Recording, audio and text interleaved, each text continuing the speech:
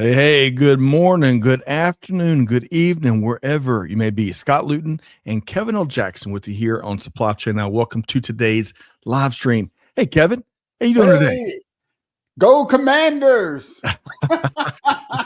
Man, what an impressive slate of games. Some of them close, most of them not. But what a great win for the Washington Commanders yesterday. I bet you got to be just tickled.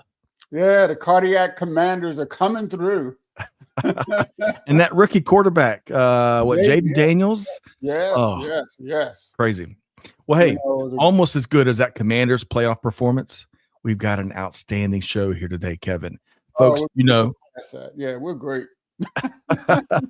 Until next week, we'll see what happens then. But hey, folks, today is The Buzz, where every Monday at 12 noon Eastern time, we discuss a variety of news and developments across global supply chain, across business. And we got a lot to get into here today. The buzzword that continues to be digital transformation, the state of digital twins in supply chain. Hey, when it comes to future supply chain leaders in our classrooms, what's top of mind for them? Also, on the back end of today's show, we're going to be talking about securing the semiconductor supply chain. All that and a whole bunch more. Plus, Kevin, at around 12:15 p.m. Eastern time, we've got two very special guests joining us, Dr. Sarah Sengupta with St. Cloud State University and Chris White with SCM Blocks. So, Kevin, should be a great show, huh? Oh, no, absolutely. I think, focusing on education is a big plus, and it's needed. You got to learn this stuff. There's theory and there's practice, and they go together. That's right. Well said, like peanut butter and jelly for sure. Hey, two things before we get going here today. Give us your take, folks, in the comments, whether you're tuned in via LinkedIn, YouTube, X, Facebook, Twitch, no matter. Let us know what you think. And if you enjoy today's show, we'd love for you to share it with a friend and your network. They'll be glad you did. Hey, just like Amanda here, check this out. Amanda is tuned in from Tokyo here today. Kevin, can you pronounce the Japanese phrase that Amanda just shared there? Oh, yeah. Oh, konnichiwa. Okay. Gozaimasu. I got to brush up on Spanish and Japanese now, but Godspeed and safe travels to Amanda and Gracie behind the scenes here today. All right, really quick, Kevin. Yes. So today, of course, is Inauguration Day here in the U.S., but as important, if not more important, today we recognize the third Monday in January each and every year where we celebrate Martin Luther King Day here in the U.S. And I've got this great image. Check this out. This was from our last visit last year, or maybe a year before, to Washington, D.C. on this gorgeous day with new MLK Memorial there. And it's it goes, don't even need to be said, but I'll say it anyway. It's incredibly important to honor this titan of a human and celebrate with action Dr. King's legacy. Your thoughts there, Kevin? Yeah, MLK Day of Service, right? That's what's really critical to remember on this. I mean, parade's great, but providing service to something that's greater than yourself is really important to remember on MLK Day. Yeah, well said. Well said. Service, deeds, not words, especially. We say that a lot around here. It's kind of weird thing to say, but it's all about action, right? That's what really will keep that legacy of that incredible human, consequential human alive and well. Stealing one of your phrases there, Kevin. Okay, we got a lot to get into for our guests here. So I want to do this. Let's offer up some resources to our friends and the Supply Chain Now family all across the globe. The latest edition of our almost weekly newsletter, With That Said, dropped over the weekend. We covered a lot. You see pictures of spreadsheets there because we picked on spreadsheets a little bit because they don't power supply chain transformation. We also celebrated, get this, curiosity whiffs. A bit of a twist on being intentionally present with your surroundings. We shared one, I'll call it warm take. It may be a hot take, but get this, Kevin. Quote, Gen AI is dead. Long live agentic AI. Yes. End quote. Yes. You'll have to, folks, you have to give it a read to learn more, including who said it and why they said it. We included lots of resources such as the forecasting and inventory benchmark study from our friends at E2 Open. You can check out. With that said, we'll drop the link right there in the chat. That's right here. And let us know what you think. And make sure Yeah. you subscribe. Kevin, did you get a chance to dive into the edition of the weekend? Well, one of the things I think is really important and people are not recognizing is agentic AI is a real thing. These are agents run and driven by artificial intelligence that are acting on your behalf. And sometimes you don't know they're acting on your behalf. They're just out there running around. Oh, that's a exciting thing, and it's a terrifying thing. But we got to learn it. And we got to lean into the tremendous opportunities that are out there. And you know what, Kevin? He showed up, so I'm just going to drop this. Karai Jose is with us from Chile, Boston. He says, "Hey, from Boston and waiting." Let's see. Amanda's tuning in to the buzz here at 2 a.m. local time. That is commitment. I agree with you, Karai, and enjoyed your thought-provoking insights that we included in. With that said, again, folks, you can drop the link. You can check out the link. You're one click away from tuning in right there. Also want to say hello to Don DePani, who is tuned in via LinkedIn. Let us know where you are tuned in from for sure. All right, Kevin, we're going to be moving fast. Got a lot to get to here today. Yeah. Baby. One more resource, though. I want to make sure folks are aware. Manifest 2025 runs from February 10th through February 12th. It's back in Vegas. I think it's the fourth year in a row. It's been growing each and every year. I'm looking forward to hosting this incredible panel session, and I invite y'all to come join us. If you're there, make sure you say hello, and let's break bread together and talk supply chain. All right, so Kevin, moving right along to our first article as we get to work here on the third edition or second edition of the Buzz here in the new year. And I want to start with this interesting read that I bet will get Kevin's attention. So, as reported by USA Today, great article that's entitled "Digital Transformation Beyond the Buzzword in Supply Chain Management." Now, let me share a few thoughts, and then Kevin, I'm going to circle back around and get you to get your perspective as well. So now we all know it's not a buzzword for much of the industry, right? As we are in what I'd call one of, if not the golden age of supply chain technology. But it isn't just about using this platform or that app or this digital tool. A true digital transformation is much more than that. And I like, Kevin, how Andy Shank, I think is his last name, if I got that right, with Spot Inc. puts it here. He says, quote, "Successful transformation requires more than just adopting new technologies. It's about fostering a culture of innovation, investing in talent, and building partnerships that align with your long-term goals," end quote. That's right. When done right, it certainly reinvents the art of the possible. Kevin, I can't wait to get your take on digital transformation and global supply chain. Well, in supply chain particularly, it changed. We were forced to do a lot of changes based upon the pandemic. And the use of technology was one of them. I mean, no one really used Zoom and Teams before you couldn't leave your home. So we had to just adopt that technology. And the same thing with supply chain. Organizations need to see digitalization as a strategic priority, not just a tech project. And this actually highlights the fact that it's not a passing trend. It's really a fundamental shift in logistics management that requires organizations to rethink how they deliver value, how they adapt to change, and how to stay competitive in this accelerating dynamic world. And people don't like change. So as leaders, That's right.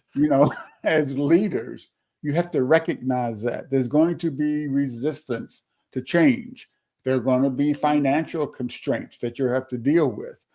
And the war for talent is real.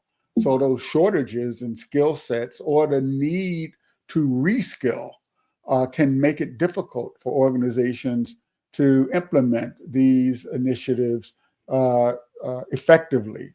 So all of these things require a focus on leadership. That's that's what we have here on Supply Chain Now, and our audience is full of leaders. So That's right. that's what I think is important for them to know. I appreciate your thoughts there, and it generates two quick thoughts for me. One less serious one, because you mentioned how everyone hates change, and it's so true. If all the things of life were on a candy aisle, right? I think change would be the black licorice in that aisle, right? Yeah, well, some people like black licorice, not me. Yeah, we'll have to unpack that in a different show. But on a more serious thought, right? Just because we don't like it, it's what unlocks so many opportunities, and it's how we reinvent how life, business, you name it, gets done. And I want to paraphrase here on Inauguration Day, JFK. We've all heard the speech. I think it was at Rice University when he was challenging the country to put someone on the moon by the end of the decade. And to paraphrase what he said, we don't do it because it's easy. We do it because it's hard, right? And for the great rewards when done right. You know, the good parts of it, the tougher parts of it, the unsuccessful parts of it, but it all delivers. It all delivers. And we got to keep that in mind, I think, as an industry. And for leaders out there that's leading change, right? Kevin, we've talked about this before, but I think it's really important that we do it with our people instead of to the team, to the people. Exactly. Your last thought, Kevin, before we move on. Well, as in many things, think about the with them from your team's point of view. What's in it for them? Digital transformation is not done just for the technology. It's done to make things better for all. So focus on that. Love that. Love that. And we can't leave anyone behind. All right, folks, we have got, we shared kind of our take on that article in USA Today, but we included a link right there in the chat so you can check it out. And you can also let us know what you think about the perspective there. Hey, we try to be the easy button all the time. So along those lines, we also shared the Manifest events coming up in Vegas. The link is right there, as well as, with that said, the first thing we tackled here today on the Buzz, you can learn more right there. Okay, Kevin, we have got an outstanding 1-2 punch in terms of guests here on the Buzz. Are you ready for me to introduce them? Yeah, I was wondering. We're putting out so much, we got to bring the guest on board. We do. All right. So I've got the honor of introducing our guests here today, starting with Dr. Sarah Sengupta, who is an associate professor and the management program lead at St. Cloud State University's Herberger Business School. Now, with over 15 years of supply chain experience, she is highly involved in current research projects as well as board leadership, amongst other things. She is joined by Chris White, co-founder and CEO of SCM Blocks, who brings over 25 years of leadership experience to the table. And get this, Kevin, his fourth book is set to be published next year. 4 of those things. You can relate to that. You've got a few. Yeah. It's a lot of work, though. Never doing that again. It's not for the faint of heart. No. Let's welcome in Dr. Sarah Sengupta and Chris White.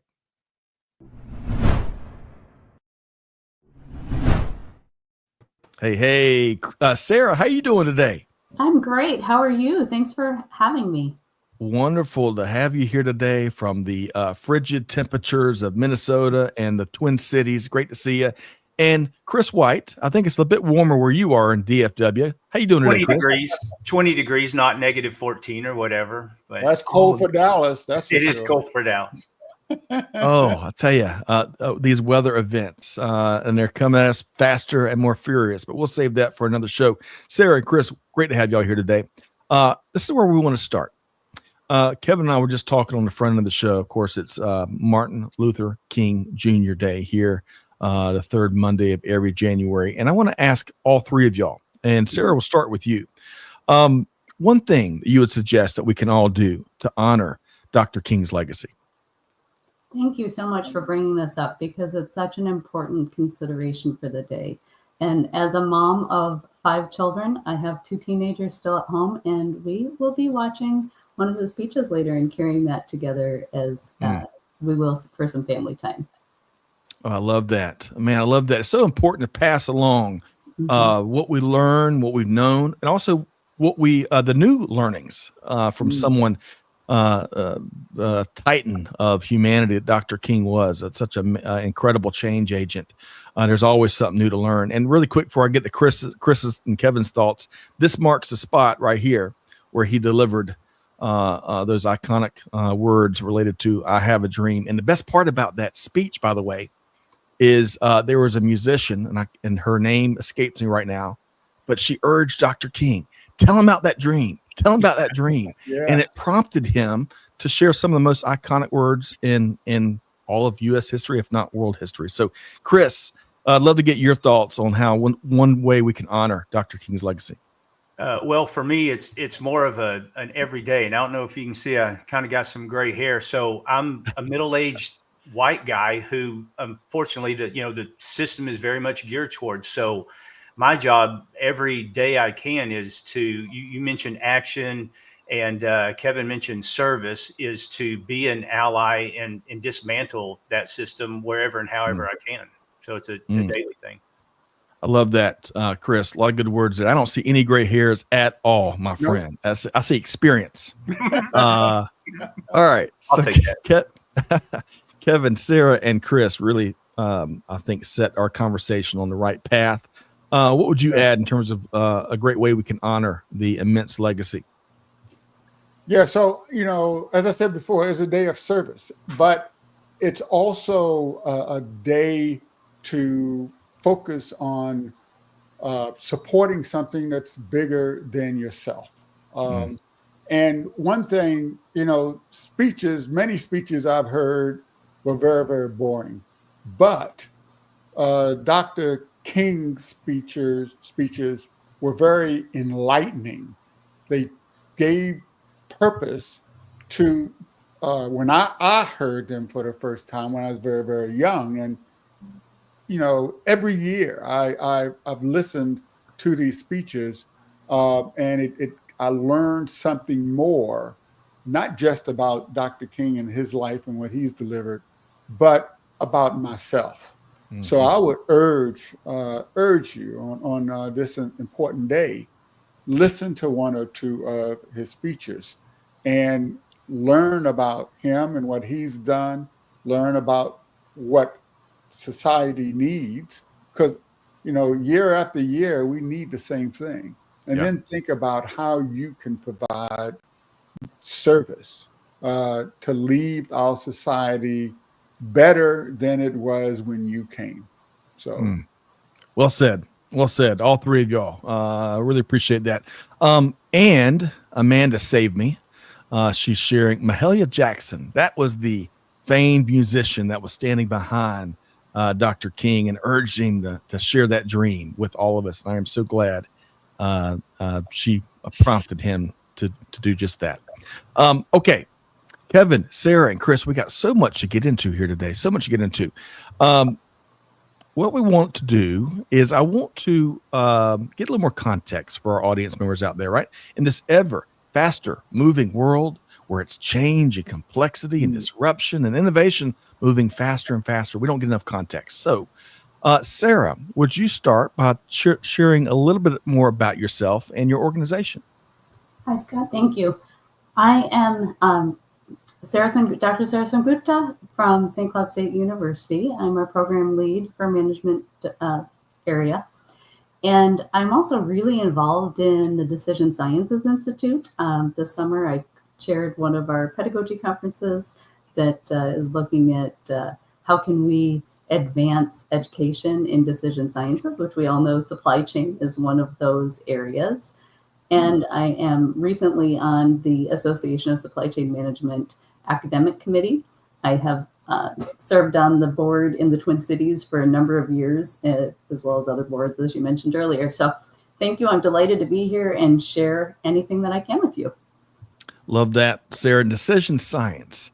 I am so glad we got some smart minds diving into ways we could take that decision science to new levels. It's such a critical, whether it's supply chain or elsewhere across the business world. Chris, I'm sorry, Kevin, you were going to say something. Yeah, I sort of lean towards the delay and delay science. Delay science. I think a lot of us are probably have been students in that school at one time or another. Don't make That's right.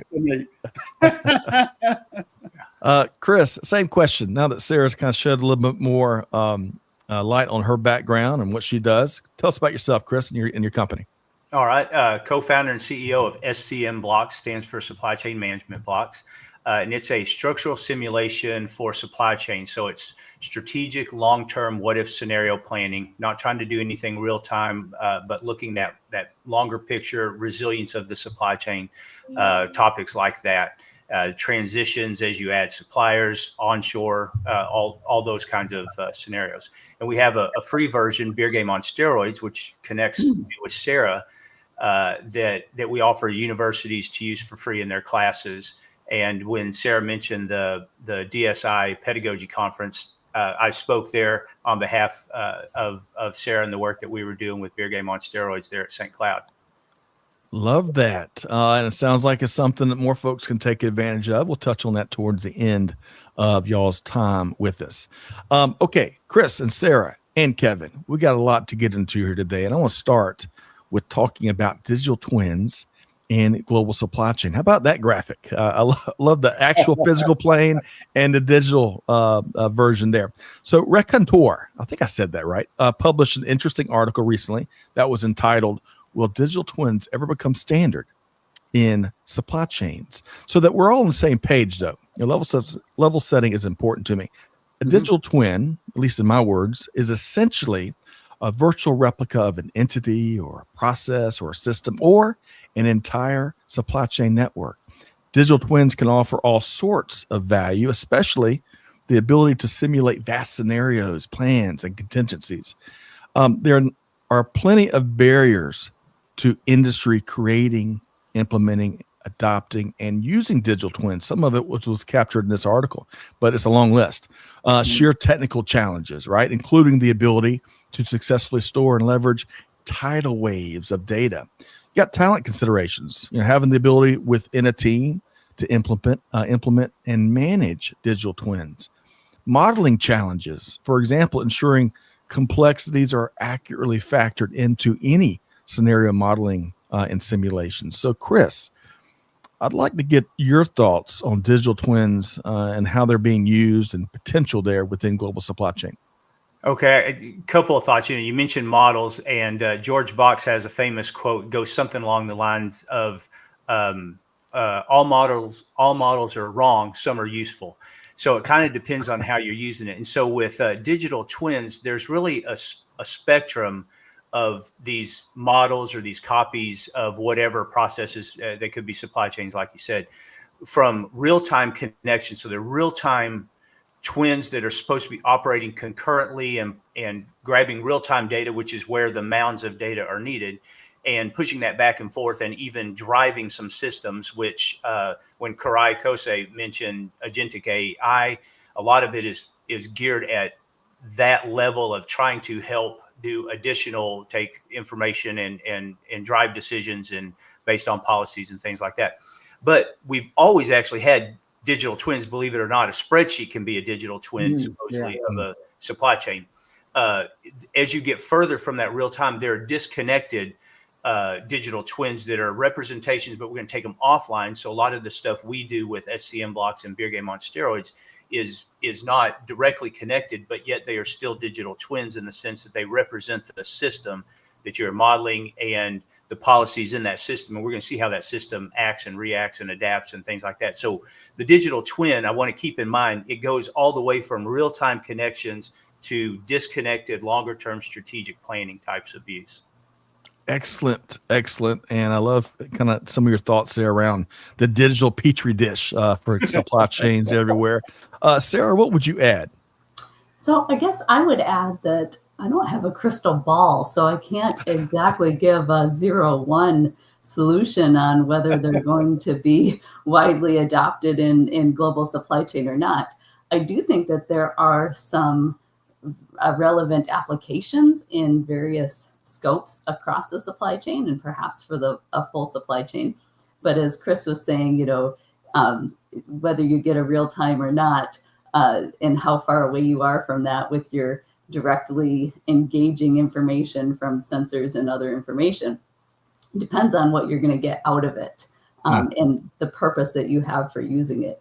I will say, though, it sounds like there's some new technology that is coming out that's quite powerful that can open the opportunity for more firms to use this across their supply chains. Looks like NVIDIA has an Omniverse platform that's out. Cosmos just came out and was launched within the last few weeks. And I'm also am finding that NVIDIA's got a new computer that's launching soon with a trained model fully implemented. Yeah. So some rich environments to work from. It sounds like it. And I don't know, Kevin, I think Sarah's crystal ball is working really well. So we'll have to get some fairly predictions it's clear. Maybe I can get a consultative session with you. So no kidding. Anytime. Same. And it could be like blockchain, though, where there was a lot of hype and then cost was prohibitive and it ended up being widely, it has some relevant applications in certain circumstances, but isn't widely adopted. So, there's always that scenario. That's right, Sarah. And not yet, I bet. Not, it's interesting to your point, because I'd largely agree with you, Sarah, but I think we're about to see a blockchain 2.0 and see some new powerful applications based on some of the technology. It's going to make it easier, and it's going to let the light bulb of how organizations can adopt it in real outcomes-driven manners. A lot more light bulbs are going to be going off. I think we'll see. My crystal ball has been broken for years. Kevin, Sarah and Chris both shared some good thoughts around digital twins, current state, future state. Your thoughts? So, like Chris said, all models are wrong, but some are useful. So the question is, what makes them useful? And I believe all the magic is on the edges, those interfaces of the model. And as we get more digital twins and as they interact with other digital twins, some that you build, some that your members of your supply chain network build, and as you build trust in those other digital models, then that's when the edges get, better. All the magic starts to happen, and these models actually become more and more useful. And I like Sarah mentioned blockchain. Blockchain is one of those pieces of magic on the edges that I think will make these models work much, much better. Yeah, magic on the edges. I'm gonna steal that phrase from you, Kevin. I'm thinking of all kinds of. Well, we got to sign a contract. You can't be using any of my words. But Kevin, you said you didn't want to write another book, but that's another book right there. It is. And I'm sorry, but my visuals include Michael Scott from The Office as he's out on the edge. A lot of good stuff there, folks. We need several more hours to really do this topic justice, but we invite you to check out this what I think is an interesting read on digital twins and the opportunities and the challenges as they further permeate global supply chains. Check it out and let us know what you think. And we've got the link right here, conveniently one click away. So y'all check that out. We're gonna make a hard shift. I'm excited to learn a lot more about how both Chris and Sarah are talking about light bulbs going off, or helping light bulbs to go off in some of the brightest minds around the country, right? Around the world, probably. And we all share a passion for engaging what we like to call the now generation here. Kevin, you're familiar with this. Students in colleges and universities are often called the next generation. But from what we've seen, engaged, having engaged with dozens of schools over the years, if not hundreds, these bright minds are already making an impact on industry. Hence the now generation. Plus, Yeah. it works out well with our brand. I was spending time the other day with leaders and students from Georgia Tech, right? Okay. And their impressive supply chain and logistics institute, which is actually they're building a whole new structure to kind of bring a lot of elements under one building.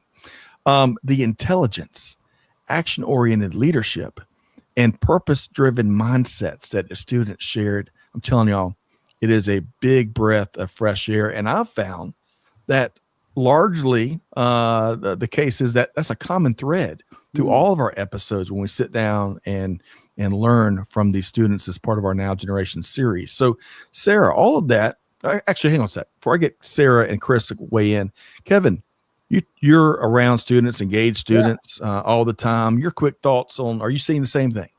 Yeah, absolutely. I teach for Tulane University, and the thing that I find is as our information society grows and as it gets easier and easier to get access to information, and things like YouTube, you just think about it and you can learn by just looking at a video on YouTube.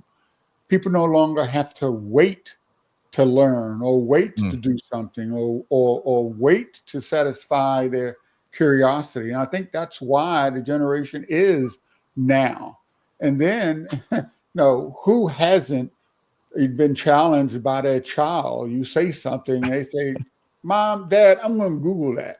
God, that's so scary, but that's also your employees. That's everyone that's around you. So it's really, really important to stay connected with not only what they see, what they feel, what they believe, but what the rest of your industry is doing, because it is very, very dynamic and it's connected. Everything's connected. It's so true. And I'll tell you, Can I build on please. that? Yeah. Kevin, and I like the now versus next. And I think this is within the supply chain. It's just so exciting and very different within the supply chain domain right now.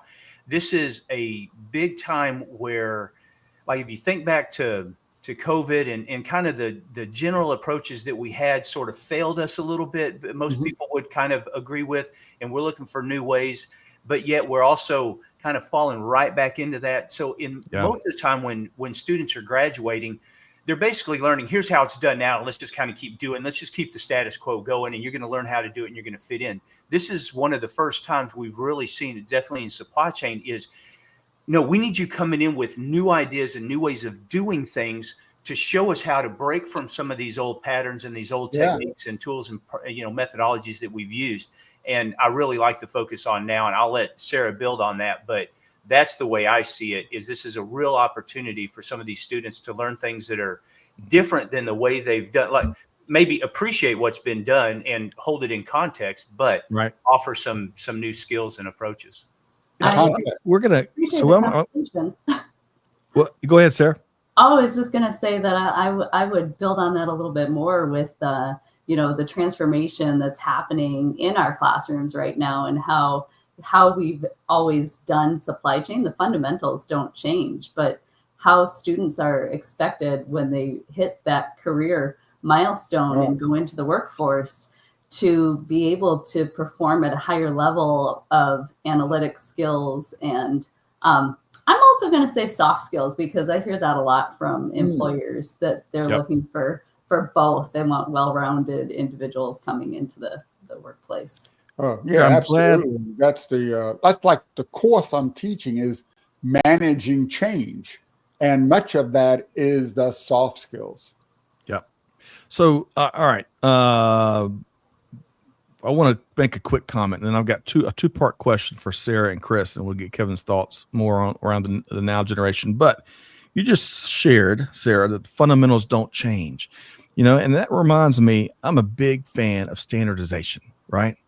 Because it can really make our days easier. It can shorten learning curves. It can ensure consistent quality, but it doesn't. As we standardize things, it doesn't mean we lock it in And it's that way until the end of time, right? It's Right. so important that we constantly make sure we're asking the question, why? Why do we do it this way? And continue to search out a better way, because as three of you are talking about, and I see it in every one of these conversations we have, is they are challenging. These bright minds in our Yeah. programs around the world are challenging how we do things here today. And I think that's a beautiful behavior and a much needed behavior. So with that, Sarah and Chris and Kevin, Sarah, I got a two-parter for you. Given all of your great work, almost daily engagement, I guess, with bright students, if I had to guess, what's top of mind for them in terms of what's important to them? And then secondly, you're just talking about hiring managers out there, and they're always part of our shows, whether it's the replays or live shows, you name it. What would be a tip for engaging and recruiting top talent? What's your response there in that two-parter, Sarah? I think that I love the question. Thank you, Scott. And my 2 cents on it is that engaging students, from what I've heard from my students, is that they want to feel heard. So and given our labor shortage right now, where it's hard to get people, especially in across most sectors, but when you have canned responses to resumes, they don't like that. They want personalized approaches from employers before they'll even talk to them. And so I think that is important. But I said that the fundamentals don't change, but that doesn't mean that we don't have continuous improvement all the time. And we are always reconnecting classroom to practice and those techniques. And simulation is a great way. And I bet through all the research you do and your board leadership roles, you're able to keep that finger on the pulse of not only the fundamentals, but how we're innovating, how industry is innovating, and being able to share that in a more digestible manner with students who will continue to get out there and break the model as they assume leadership positions in the industry. Kevin, your quick comment, and I'm going to switch over to Chris for his responses to the same two questions. So Chris talked about context. Context is critical, but history is also part of this change. You have to understand where you've been so that you can know where to go. And the context, when you apply context, current context to history, then you get the roadmap for the future. Yep. And I think that's what the students of the now generation are learning. So the managers need to get on board. Yep. And that's right. They got to get on board. Resistance is futile for good reason. Sarah, one last thought, because I think I didn't mean to conflate standardization with fundamentals, because it's a really important point you mentioned. Fundamentals, good leadership, right? Fundamentals, constant planning, right? Lots of fundamentals in terms of things that never will change about global supply chain. So I didn't mean to suggest otherwise. That's an excellent point. And also the canned responses, Sarah, you talked about on the responses to resumes, much like it seems like every other part of industry, whether it's consumer facing, supply chain facing, you name it, personalization at scale, massive customization efforts are certainly underway. It's changing supply chain, changing the consumer experience for sure. All right, Chris, same two-parter. What in your conversations with students, what's really important to them, and what's a tip for hiring managers that really want to get out there, engage, and recruit top talent? All right. First, all this talk about standardization has my spidey senses tingling. I'm a lean sensei and a Six Sigma master black belt, so I'm all about processes and standardization and that improvement. Standardization just means give me something that can be a baseline that I compare to. I want to do better than that, and I will do better than that. But so standardization, like you said, Scott, doesn't mean lock it in. But with the students today, what I'm in a broad sense where I see the industry going, I talked about now generation versus next generation and bringing in new skills and new thoughts. There's this spectrum of efficiency and resiliency, and they really are opposite ends of the spectrum. And we've very much been on the efficiency end of the spectrum in the way we've run our supply chains, very cost oriented, save cost, and supply chains are an afterthought. where can I get the cheapest part? It might be, in another country, but so be it. That's cheapest cost. I don't not take in consideration that I've added risk by having, something offshore. And of course, now we're seeing some of that. Now all this is becoming relatively obvious. And that's where I talked about COVID. And before that, we kind of have brittle, efficient solutions that really didn't do well in this VUCA world that we're now coming into, where disruptions are common. So I think what we're seeing, and this is what we're trying to do with Beer Game on Steroids, and Sarah can talk more about that, is bringing in this more long-term strategic view of supply chains as a system.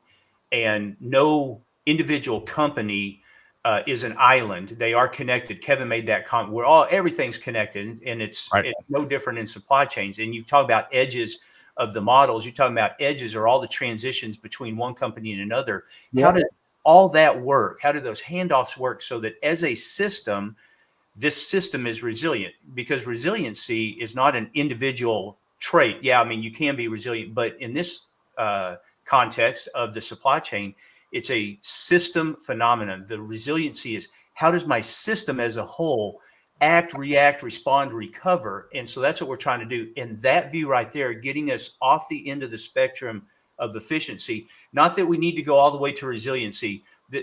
In a spectrum, it's never good to be on the ends, by the way, in a general sense. So we want to be somewhere in the middle where we're balanced with some efficiency, but we've got some redundancy and things like that for the resiliency aspect. Kevin, I see you. Looks like you want to jump in there with something. Go ahead. Well, hey, really quick. Hang on a sec. Really quick. So brittle, that's an excellent word. I think we all found out how global supply chains are much more brittle than we thought they were a couple of years back. VUCA, folks, VUCA's been around. We love our acronyms. Been around for a while. If it's new to you, you want to embrace it. Volatility, uncertainty, complexity, and ambiguity. We can all feel that, right? And then lastly, you mentioned it's good to be in the middle, Chris. That's right. All my academic career, I was right there in the middle, somewhere between D's and F's, far away from the A's and the zeros. But Kevin, wait, Sarah and Chris. I think you're misinterpreting there, but okay, go ahead. Sarah and Chris shared a lot of good stuff in their responses there. What'd you hear there, Kevin? I heard the famous Greek philosopher Socrates, who said, nothing in excess. Mm-hmm. Right? Moderation is key. Moderation is key. So, since we're talking famous philosophers, I think to throw another one out there, famous, I'll call 21st century philosopher, Mike Tyson. And we all have a plan, right? Y'all heard, everybody's heard it. Yep. Until you get punched in the face, right? The paraphrase. Love it. Okay. Next, we're going to learn how Sarah and Chris are collaborating in a really innovative fashion. But first, Tomcat is back with us, Kevin. Tomcat's one of our, we love all of our audience members, but Tomcat is like Shakespeare of supply chain. So today, Tomcat feeling a kinship with Chris White, Six Sigma black belt, after my own experience as a white belt. Love seeing Lean Six Sigma principles drive improvements in A&D supply chains and beyond. But he said, they say I'm not nearly as squared away as Chris. Well, so Tomcat, everything I do now has this process system orientation. And so when we talk about supply chains, SCM blocks for commercial, but Beer Game on Steroids for universities, it's all a system view of how everything, as call a process a system or a process, how all those work together. And if we're not appreciating that, then we can't live, no one's an island. No company is an island. Right, and you can't be isolated like that. Well, so that's I think that's a good segue because I want to learn more about how you are collaborating to engage students, help them advance their skill sets, especially when it comes to supply chain management. Shed some light on that. Let's start with you, Chris. Sarah and I met, it's almost been a couple of years now, and she was the first that really jumped on when we talked about Beer Game on Steroids and doing this free version for schools and universities that introduced this system concept and treating it as a supply chain. And Beer Game on Steroids, by the way, if you've heard of the beer game, that's typically something that's used in supply chain, comes from the field of system dynamics and industrial dynamics, but it's, everyone, they played it. You're a retailer, you're the wholesaler, you're the factory, something like that. And you learn that the structure of the system generates the behavior, not the individual players. There's where the system concept comes from. And so we were taking that, and that's why it's beer game on steroids. It allows you to go beyond the 4 entities of the beer game and have 50 entities, 100 doesn't matter. And you start to learn the physics of the supply chain. Longer supply chains do this, and it's good under these situations, bad under these. Short supply chains do this, extra inventory at these levels do this. And so talking with Sarah, she was the first that really sort of got that. And it was good timing with her that she was going on sabbatical to redesign their supply chain program. So I'll let her build more on that. But she saw this as a good tool to incorporate into that program to begin to get that off the efficiency and more in that middle resiliency system view, short-term versus long-term. And so that's how we got connected. So Sarah, I'll let you build off that. Hey, really quick, before we hear from Sarah. Sarah, I applaud what you're doing. I think bodies of knowledge, especially in education circles everywhere, not just at college, university level, professional associations, they can oftentimes get stagnant, right? Not intentionally, but we try to build it, build a curriculum, which is tough as is, and then focus on the student experience, right? And years can pass. So applaud Sarah to redesign a supply chain program that it's not for the faint of heart, I bet.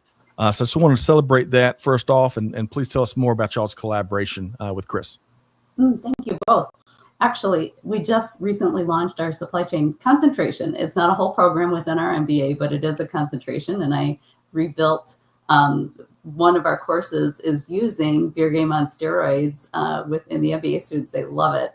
It gives them an opportunity to dig in and really create their own scenarios from scratch. I do some prescriptive things with them to start. They build the beer game traditional model, and then they have one where I tell them what they need to build.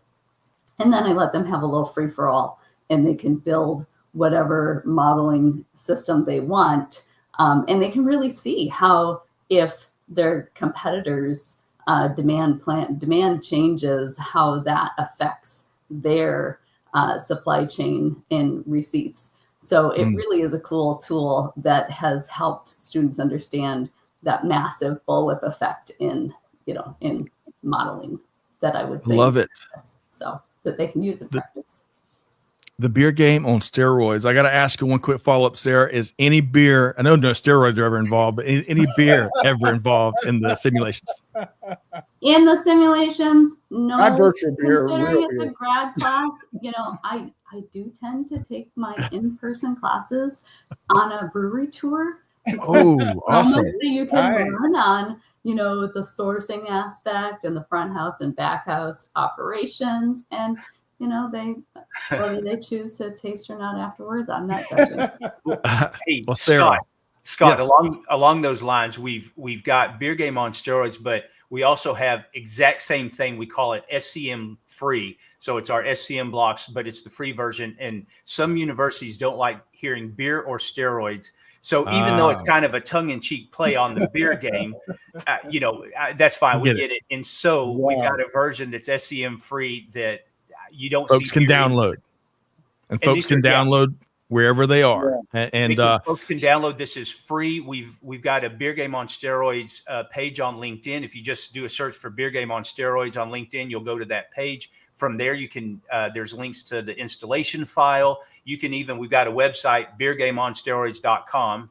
Go to that, beergameonsteroids.com. That'll take you. You can request the installation. All that's there. Lesson plans, things like that. So. Well, I'm wonderful. I'm going to have to look into that. I'm revamping a course at Tulane School of Professional Advancement on change, like I just said. And I think if you took this beer game on steroids and introduce how you could change and how it affects how that change affects the entire supply chain, instead of being fearful of change, that's why we don't change things, because we have fear of it. But if you can anticipate change, then you can be a better leader of that change. And I think a model, a simulation like beer game on steroids could actually prepare someone for anticipating change. Absolutely. I'm with you. Hands-on learning is fun. It's effective. It unlocks what are the cells in the brain? It's neurons. Synapses, the neurons. Snap. Yeah, there you go. Thank you. All right, synapses. Neuroplasticity. There. Neuroplasticity, yes. Isn't that All right? Y'all are well above my pill. pay grade. Let's Okay. take that pill for that. I heard That's that right. on a commercial. Hey, really quick, we're going to see, before we make sure folks know how to connect with Sarah and Chris, I'm sure they will, based on the great things they're doing out in the industry. Tom Catton is asking us to link. So Trisha and Amanda, Joshua, appreciate all y'all's help behind the scenes. If y'all could do exactly what Chris shared, and Chris, you can also drop it in the chat if you'd like. Can I do that? Okay. Yeah, do that. Drop it in the chat. We'll make it really easy for folks. One click away to find the Beer Game on Steroids, free version and the other version. Okay, while Chris does that, Sarah, really admire what you're doing in the industry, and I love how you are much like we were talking about the students over there in how they constantly change or challenge how things are done. I love in a similar fashion. I love how you're challenging how we train and educate and enlighten and motivate the now generation. So Sarah, how can folks connect with you after today's session? Feel free to contact me on LinkedIn. I'm fairly active, and I think that my link is in the chat, that you're welcome to reach out and engage. And I'm always looking for new ideas and appreciate free-flowing conversation. Oh, you bet. I wish we had a couple more hours to free flow even more, Sarah. And by the way, I just say, Kevin, I really wish I had educators, professional educators earlier in my journey that would take us to breweries for supply chain lessons learned. That is so cool. Dr. Sarah Sengupta. It's that Not real sure life if I should share that experience. with my public school. Hey, your secret is safe with us. Your secret is safe with us. Safe with us on the whole internet. No big deal. Right. Exactly. Folks, be sure to connect with Sarah. We got her link right there on LinkedIn. Chris also dropped beergameonsteroids.com. It's right there. One click away. And Chris, same question. I know you get out and about. You're at the CSCMP conference, one of the last times we talked about. You were sharing some of your key takeaways there. But how can folks connect with you no matter where you are, Chris? I think the LinkedIn profile, kind of like Sarah said, is the easiest way. I've also got, and I'll go ahead and put this in the chat, but we've got a website, scmblocks.com. And so just JC White at scmblocks.com. I got a first name. Sometimes you see me as J Chris White, folks that'll look at on LinkedIn. J first name. I don't really use that unless I'm in trouble by my mom or something like that. You know, that's John. But anyway, so yeah, love it. Email or LinkedIn, definitely. Love it. We're dropping all that information in the chat. You folks are all one click away from connecting with the talented Sarah and Chris here today. Big thanks. Oh, Kevin, before they go, how cool. I want to go back to that, how they're collaborating and how, of course, Sarah is reinventing the program and adding new cool bells and whistles that are going to be effective at getting those synapses to fire, new synapses to fire. Your quick thoughts there, Kevin, before we bid adieu to Sarah and Chris. When are you going to make tours to, wine tastings? Hang on. Do we need wine game on steroids for yes. Wine game on steroids. Bourbon on steroids. I think there's a whole series. Kevin, you did, Kevin. You just opened up a whole new world for me.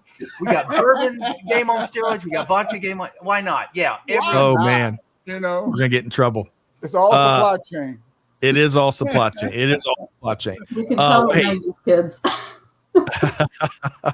Well, folks, big thanks once again. We're going to have them back so we can keep our conversation moving. Dr. Sarah Sengupta with St. Cloud State University.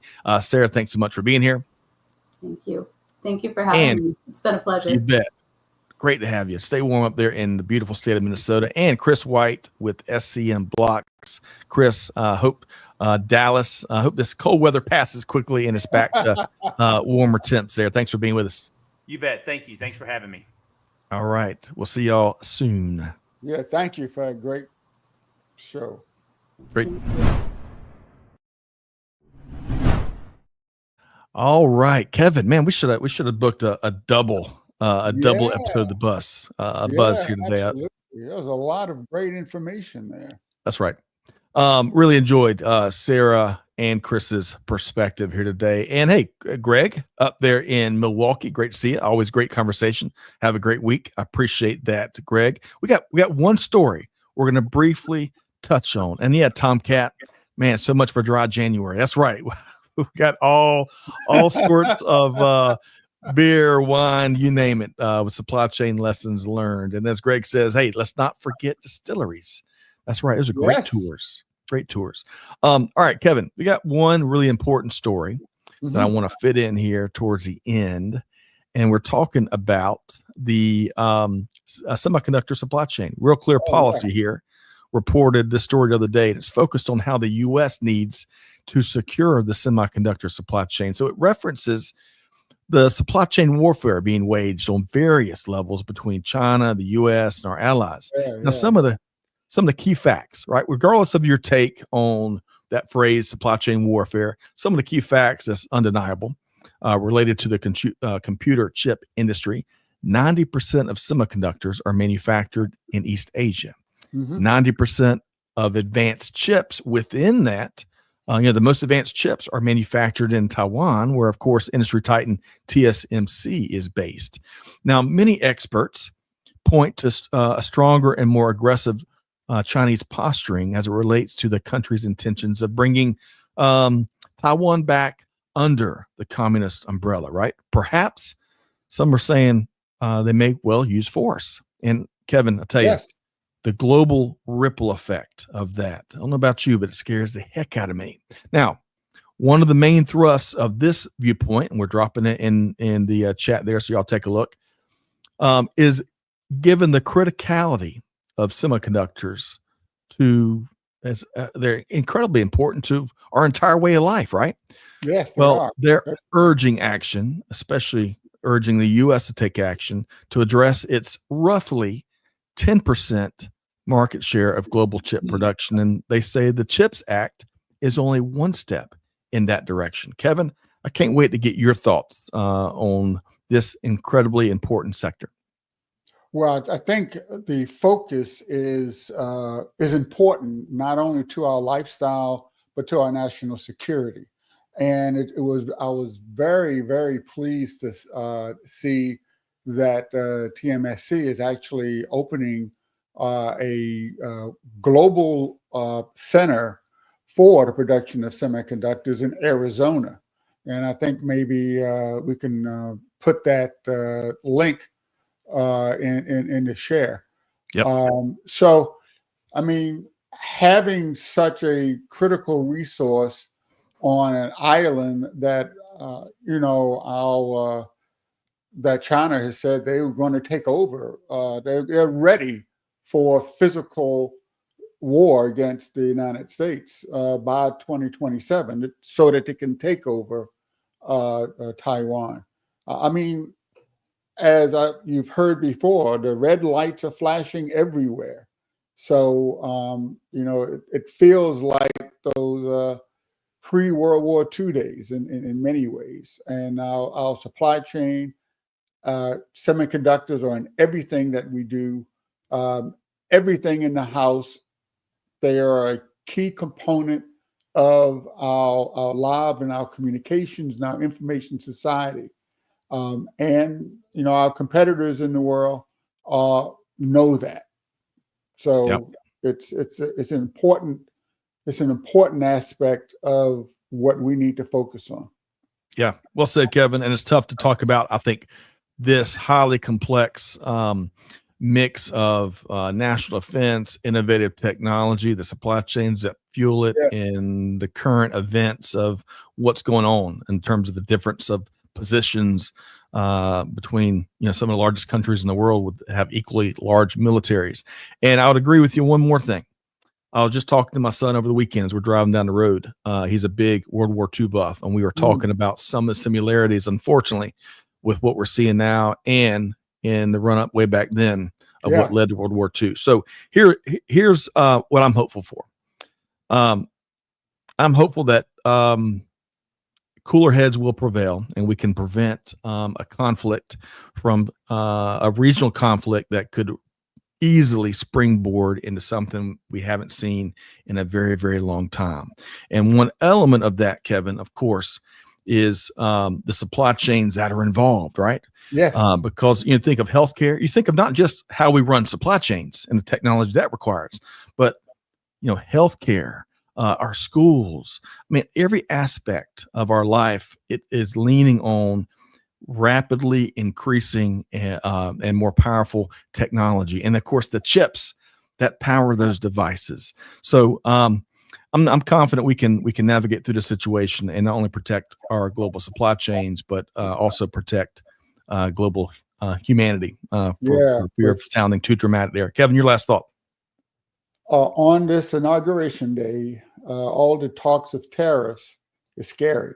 And the linkage between our economy, the global economy, and the global society is there. Yeah. So let's all move forward to support the entire global society. So. Well said. Well said. Kevin, a pleasure. Really enjoyed being with you today. Kevin L. Jackson, host of Our time's up. No. Our time is up. We're getting pushed off. Hey, kidding aside, though, connect with Kevin L. Jackson. You can find Digital Transformers wherever you get your podcasts. We've got a big slate of programming coming up this year and really excited about that. So Kevin L. Jackson, thanks for joining us here today. Thank you. Thank you. Also, want to thank our guests again. Please find and connect with Dr. Sarah Sengupta with St. Cloud State University and Chris White with SCM Blocks. We dropped those links earlier. You're right. It's right there in the chat. And man, Tomcat is dropping some great MLK quotes from the arc of the moral universe bends back towards justice for all. And then this other one, injustice anywhere is a threat to justice everywhere. That's right. MLK's incredible words and how he challenged us all to be better people, to be better countries, and to build a better future for sure. Big thanks to Trisha and Joshua and Amanda behind the scenes, helping to make the buzz happen each and every week. And most importantly, big thanks to our global audience for being here with us. We sure do appreciate all that you do. Now, as we wrap, Kevin, I want to challenge everybody. We got to keep very intentionally the extraordinary legacy of Dr. Martin Luther King Jr. alive and well with deeds, not just words, right? And anyone out there can drive change, right? Especially when they put their mind to it, or better yet, when they put their actions to it. So with all of that said, on behalf of the entire team here at Supply Chain Now, Scott Luton challenging you, hey, do good, give forward, be the change that's needed. And we'll see you next time right back here on Supply Chain Now. Thanks, everybody. Thank you.